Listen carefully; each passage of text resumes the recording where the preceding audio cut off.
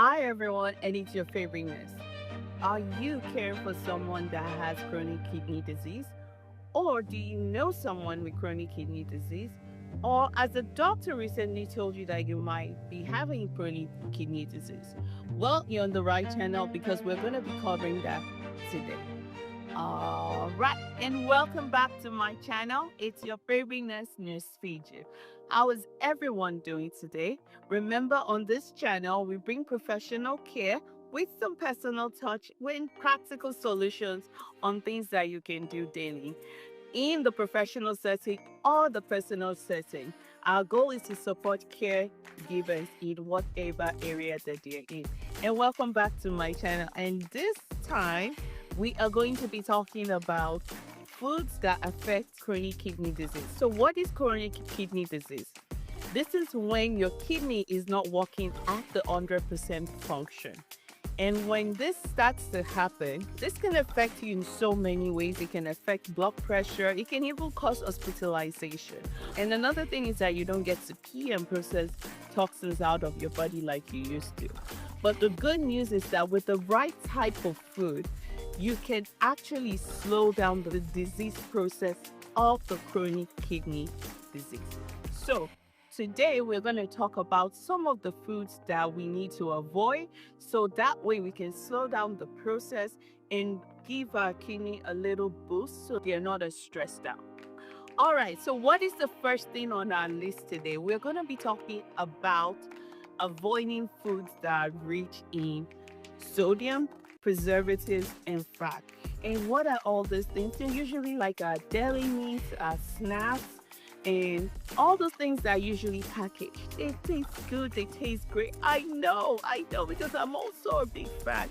But the reality is that once you're in the process of having some chronic kidney disease, you really need to focus on taking more sodium. And for a rule of thumb, anything that is over 400 milligrams, and in some cases, you might even need to go with less. And I think in this time, maybe it's even close to 200 milligrams. But whatever it is, make sure you're talking to your healthcare provider. But just to be safe, anything above 400, we know it's not good. And I'm almost certain that in some cases, if you're listening to me, you probably need less. But let's leave that there. But another problem with that is you're also reaching fat. So please just make sure that you're finding alternatives and taking that out of your regular food. If you like me, it's better to cook your meat yourself so that way you put more spice and then you're able to use less salt. That is the alternative route to go about that. Another thing that we need to avoid is the dark drink sodas. A lot of those dark drink sodas have a lot of phosphorus in there. The problem is that is with your kidney disease, you cannot process that phosphorus like you used to. So that starts to build up in the body and also putting more stress on the kidney. We don't want to stress the kidney. The kidney is already stressed as it is. The most we can do is not give it more work than it's already doing. All right. So this one might actually surprise you because for most people it's considered healthy. And what am I talking about? Bananas and oranges. Ooh, I know.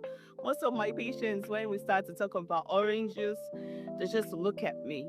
Because half of the time you hear, eat your bananas, eat your oranges, they're good for you. Unfortunately, when you start to have kidney disease, it's no longer good for you. And why? Because it's really, really high in potassium. And those potassium, your body cannot process it like you used to. So that can start to build up, start to cause other problems in other areas of the body. So we just need to reduce that. And what are the alternatives?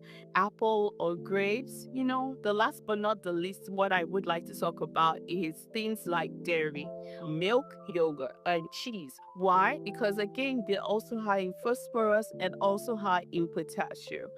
So those are the type of things that again will stress out the kidney. But another alternative that you can have to that is some almond milk, oat milk, rice milk instead, because that it doesn't have to go through that difficult process.